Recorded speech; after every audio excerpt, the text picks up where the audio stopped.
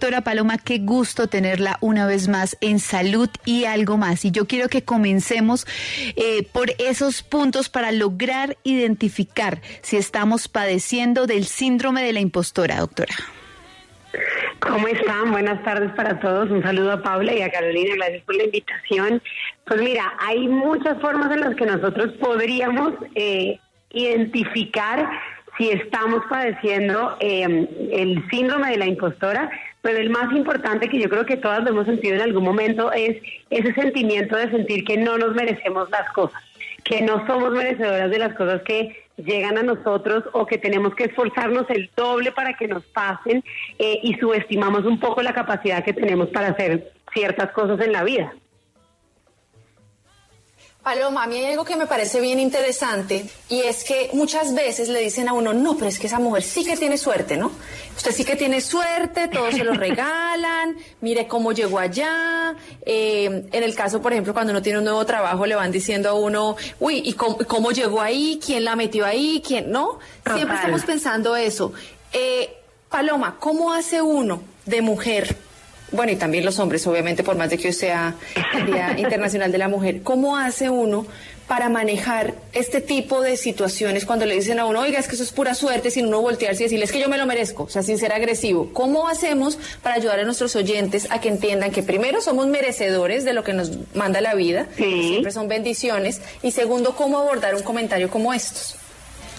Mira, lo primero que hay que hacer para evitar que eso pase, Caro, es entrando nosotros a trabajar en la autoestima, porque es que el autoestima es la base sobre la cual reposa la confianza que tenemos nosotros en nosotros mismos, valga la redundancia. Entonces, lo primero que hay que hacer es trabajar en nosotros, en la confianza y en la seguridad que tenemos en nosotros mismos, y lo segundo es poner un límite muy claro. Y poner un límite muy claro es decir, la verdad es que yo he trabajado muy duro para llegar hasta donde estoy, o he estudiado mucho para ganarme la beca que me gané, o han sido muchos años de trabajo y de esfuerzo para poder tener, no sé, la empresa que tengo hoy.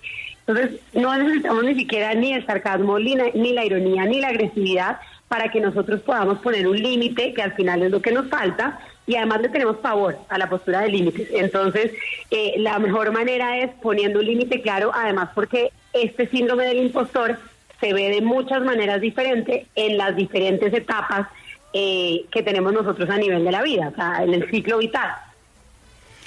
A esta hora nos llama don Carlos. ¿Usted dónde se encuentra y cuál es su consulta para la doctora?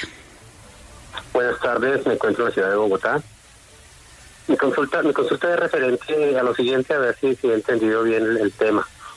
Es decir, si yo soy una persona más genial, por decirlo de alguna manera, ¿eso incide en mis enfermedades? ¿O qué quiere decir esto? O sea, si yo dejo de ser mal geniado, ¿voy en camino a aliviarme, a mejorar mi salud? ¿Es lo que entiendo? Don Carlos, pues hoy estamos hablando del síndrome de la impostora.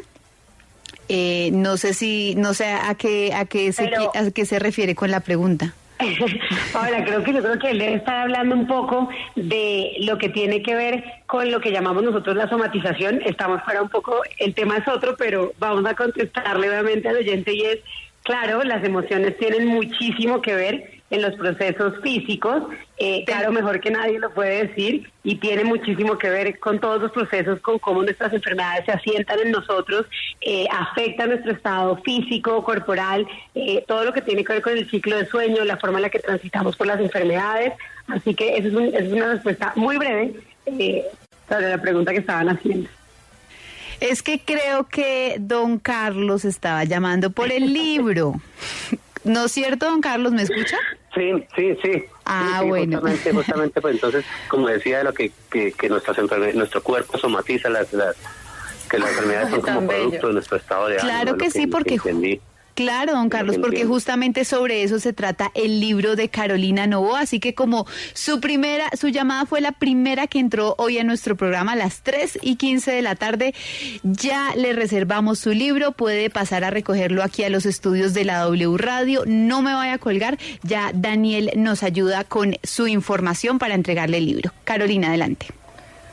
Ay, qué belleza, don Carlos, tan bello. Muchas gracias. Bueno, ya se llevó el libro don Carlos, se lo llevó. Nosotros vamos a continuar con nuestro tema del día, que es el síndrome de la impostora. Y en un día como hoy, yo escuché esta mañana, yo estaba en un desayuno con varias empoderadas, influenciadoras aquí en Miami, y me pareció muy interesante que hablábamos sobre el hecho de nosotros, y lo hablamos ayer con Paloma también en el live, sobre el hecho de nosotros empoderarnos y apoyarnos todas desde nuestras fortalezas y trabajar en nuestras debilidades.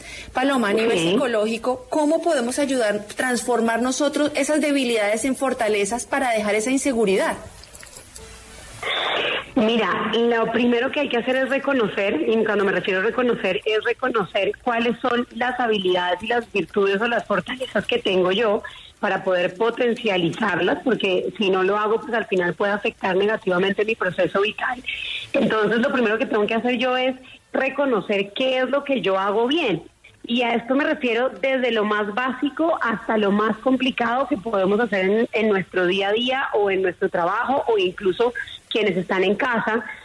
Cuáles son esas habilidades y esas competencias que yo tengo, y además desde esa raíz o desde esa base es que yo voy a construir o me voy a, digamos que a apoyar para poder potencializar esas en las que no me va tan bien. Pero lo primero que hay que hacer ahí es reconocer, tenemos que trabajar el autoconocimiento y luego de eso trabajar el reconocimiento de mis propias habilidades y de mis propias capacidades para poder ahí sí, digamos que explotarlas o exteriorizarlas y en su defecto, como decíamos ayer con Caro, empoderarnos y poder obviamente tener el control de nuestras vidas y capacitarnos porque al final de eso se trata el empoderamiento. A través de nuestra línea de WhatsApp nos preguntan, hola, buenas tardes. Cultural e históricamente la mujer se vio inferior al hombre gracias al mismo hombre. ¿Esta puede ser la causa del síndrome de la impostora, doctora? Sí, aunque no es exclusiva de las mujeres. Entonces, pues si decimos eso, casi que estaríamos sesgando un poco la condición, pero sí tiene muchísimo que ver el hecho de que culturalmente se haya construido toda una creencia limitante o una idea muy arraigada en nuestra cultura de que la mujer es inferior al hombre, porque esa es la creencia que existe casi en general, no decimos que en todos lados, pero sí tiene muchísimo que ver. Y sí afecta muchísimo la forma en la que, digamos, que se desenvuelve una mujer dependiendo del contexto. No es lo mismo una mujer que logra tener un contexto familiar donde su papá la empodera, confía en ella, la hace autónoma, segura de sí misma, a donde tenemos un contexto donde el papá es el primero que ejerce este machismo radical que llamaríamos, y en donde la mujer es anulada en su rol en la sociedad y en la familia. Además, porque hay muchas formas en las que este síndrome de la impostora se presenta, ¿no? También nos llama Alicia. ¿Usted dónde se encuentra y cuál es su pregunta? Hola, buenas tardes. Para felicitarlas por el programa. Qué programa tan bueno de salud, que nos enteramos sobre todos los temas que a ustedes han tratado. Pues no tengo ninguna pregunta, porque no he entendido como muy bien el contexto, pero las llamaba para felicitarlas. También hubiera querido mucho el libro, pero bueno, será para otra oportunidad. Les doy un gran abrazo en el Día de la Mujer a todas las integrantes del programa y a todos los oyentes. Gracias, doña Alicia. Claro que sí, esté pendiente porque esta es la semana de los libros. Así que muy atenta, muchas gracias por sus felicitaciones y claro que ahorita la doctora Paloma nos explicará un poco más para que usted hoy no deje de entender de qué se trata este síndrome. Doctora, ayudémosle a doña Alicia. Y para las otras personas que de pronto no han entendido a qué estamos haciendo referencia, cómo se siente, qué pasa por la mente, cuáles son los pensamientos cuando se pueda llegar a presentar este síndrome. Mira, el síndrome de la impostora, voy a ponerlo en palabras muy coloquiales, pero el síndrome de la impostora es no sentirme merecedor de lo que yo tengo, de lo que soy, de los logros que he conseguido en mi vida. Es decir, es un fenómeno que afecta usualmente, estamos hablando en este caso de mujeres, pero también afecta a hombres, que son usualmente exitosas y que en algún ámbito tienen alguna posición importante o han tenido un logro relevante, que hace que destaquen, y cuando llega el momento como de reconocerse a sí mismos ese logro basado en su trabajo, en el esfuerzo, en lo que han puesto para poder lograr eso, simplemente no lo ven y no lo reconocen, al punto de que alguien más les dice, oye, pero de verdad tú eres súper inteligente o logras, qué gran esfuerzo el que hiciste, y la persona dice, no, para nada, de verdad, lo logré, no sé ni cómo lo logré. Entonces eso es a eso nos referimos cuando hablamos del síndrome del impostor. Paloma, mire, yo estaba acá revisando, acá somos bien estudiosas, yo estaba aquí revisando algunas publicaciones que hay sobre el síndrome de la impostora, y aquí dan algunas características de las mujeres que se ¿cómo diríamos nosotros? Autocastigan con esto, ¿no? Que sufren tanto con el... Y acá dice, la mujer que es perfeccionista, la que se cree experta, la que es independiente, la que es superdotada, la superwoman, la entregada, la falsa confiada. Pero entonces estas características nos describen a muchísimas y puede que no tengamos este síndrome. ¿Cómo hacen ustedes como psicólogos para detectarlo? ¿Qué examen hay que hacer? ¿Hay que ir a una cita? ¿Cómo es si yo quiero saber si lo tengo? ¿Qué hago? Yo creo que todas, Caro, tenemos, eso que acabas de decir, todas tenemos un poquito de esas. Nos ha tocado convertirnos en perfeccionistas, en expertas, en superwoman, en genios, pero nosotros realmente, más allá de alguna evaluación, lo que hacemos nosotros es hacer una valoración, y me refiero cuando la persona llega, nuestro paciente llega a consulta con nosotros o nos hace una consulta por esta situación, lo que nosotros empezamos a notar es cómo funciona para ella el proceso de autorreconocimiento, y me refiero no de reconocerse como individuo, sino de cómo le va con los elogios, cómo le va con el reconocimiento del esfuerzo hecho para lograr algo, cómo le va con el hecho de cuando alcanza una meta puntual que se ha puesto. Usualmente la mejor manera de notarlo nosotros o de identificarlo es si me cuesta mucho recibir elogios de personas alrededor mío o que tengan que ver con mi esfuerzo para lograr algo. No sé si me explico, es decir, cuando yo, no sé, obtuve un ascenso y mi mamá o mi abuela o un amigo o un colega me dice, oye, lo lograste, te esforzaste mucho, esto es producto de tu esfuerzo, y uno, la respuesta que usualmente da es, no, sí, pero no, de verdad que no sé ni cómo lo logré, muchas gracias, no, pero cualquiera hubiera podido hacerlo. Ahí, cuando tengo un problema con el autoelogio y el autorreconocimiento de las situaciones que vivo, ahí es donde nosotros empezamos a pensar en un síndrome de la impostora. Doctora Paloma, muchas veces pues las mujeres guardan silencio frente al tipo de comentarios o de pronto de chanzas.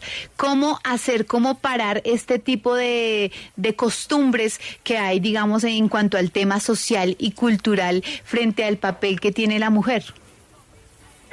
Esto viene desde la psicoeducación, desde las familias, desde la casa, desde empezar a repensar y a reconstruir y a reestructurar el rol de la mujer en el mismo hogar. Y yo me refiero para las que tenemos hijas o quienes tienen hijas en casa, es empezar a verlas como un ser capaz, empezar a entregarle responsabilidades acorde a su edad, es empezar a apoyar en ella el proceso de autoelogiarse, de otorgar elogios, trabajar en ella el autorreconocimiento. Obviamente todo esto está muy ligado con el tema de la autoestima, la autonomía y la seguridad. Pero esto lamentablemente es algo que, como está tan arraigado en nuestra cultura, es casi que un trabajo que tenemos que hacer todos los días con estas nuevas generaciones, porque nosotros, digamos que ya grandes, somos un poco más conscientes y sabemos que lo tenemos que trabajar, o lo hemos ido aprendiendo a trabajar a lo largo de la vida, pero con estas chiquitas la única forma es motivar y potencializar esas pequeñas cosas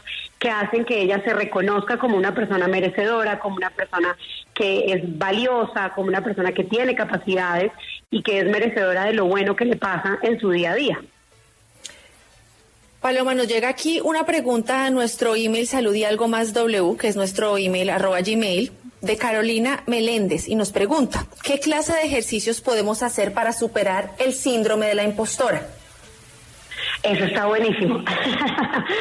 Mira, hay un ejercicio que a mí me gusta muchísimo, que tiene que ver con el agradecimiento o la o digamos que el reconocimiento de de los logros logrados en el día a día. Perdón el enredo, pero es para que me entiendan. Yo a mis pacientes usualmente cuando estamos trabajando el síndrome del impostor, lo que hacemos es que todos los días o tenemos un ejercicio o diario o semanal en el cual ellos en una agenda o pueden de pronto ponerlo en papelitos y ponerlo en un carrito o contárselo a alguien, reconocen 3 logros o por lo menos 2 logros diarios que hayan tenido como mujeres, como personas, como profesionales, desde donde lo vean. Ese es uno de los grandes ejercicios que podemos hacer nosotros, que es trabajar desde el agradecimiento y la gratitud con nosotros mismos, ¿sí? Y otra cosa que trabajamos nosotros también muchísimo es empezar la asignación de roles en el contexto del día a día. Entonces, empezar a retarnos con cosas que usualmente nosotros no haríamos, y voy a dar un ejemplo, pero es como, yo usualmente, no sé, no llevaría el carro al taller porque eso lo hace mi novio, mi esposo, mi papá. Entonces me pongo metas muy puntuales que me ayuden a sentirme no solamente útil, sino autónoma. También tenemos a esta hora en la línea a don Carlos. ¿Usted dónde se encuentra y cuál es su consulta? De Bucaramanga, me encuentro en Bucaramanga. Mi consulta es la siguiente, o más que todo como un comentario. Uno como hombre, pues, que tiene la capacidad, que tiene la oportunidad de compartir con muchas mujeres, pues, pareja, amigas, nota que tal vez este síndrome se relaciona mucho con ansiedad y depresión, ¿cierto? ¿Cómo hacer para, a través de una persona que ya esté como en ese tratamiento de ansiedad, que además de eso sumada a la depresión, empiece como a dar pasos hacia adelante para superar pues todo este paquete de enfermedades, de síndromes que hacen que cada día como que no sea capaz de reconocer sus logros,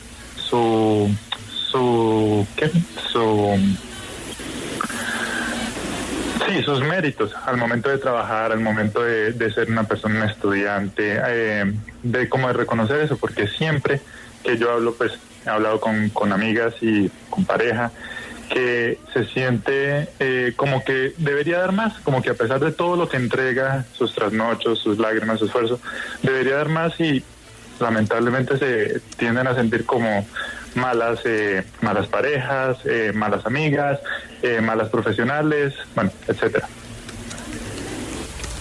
Bueno, eso es más usual de lo que piensan. Es cierto lo que dice Carlos, y es que este tipo de trastornos vienen acompañados de sensaciones o de sintomatología ansiosa, usualmente, a veces con depresión, pero es precisamente por la cantidad de expectativas que tenemos alrededor de no cumplir las expectativas. Entonces nos sentimos demasiado presionadas porque siempre estamos en rojo, como diríamos nosotros, o en debe con las expectativas que creemos que la otra persona tiene de nosotros o que la sociedad o el contexto tiene de nosotros.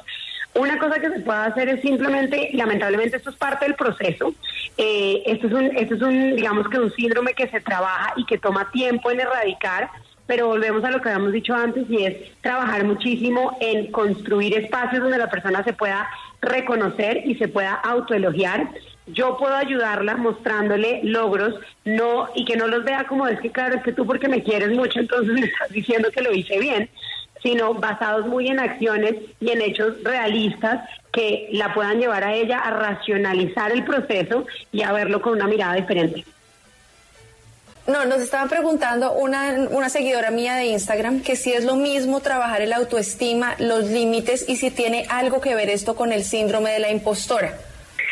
No es lo mismo, pero sí está completamente relacionado. Digamos que los límites tienen todo que ver con el proceso de autoestima. Cuando yo tengo una fuerte o tengo mi autoestima fortalecida, soy capaz de poner límites claros al contexto, a las situaciones, o cuando yo no me siento cómoda con algo.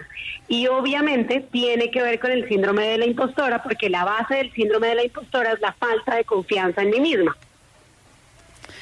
Doctora, una colega que es una líder completa aquí en la W Radio, nos pregunta que cuál es la diferencia entre tener seguridad, tener una autoestima alta y ser convencida, porque siempre cuando una mujer dice, no, es que yo sí soy una tesa, no, ese programa de salud y algo más es un éxito.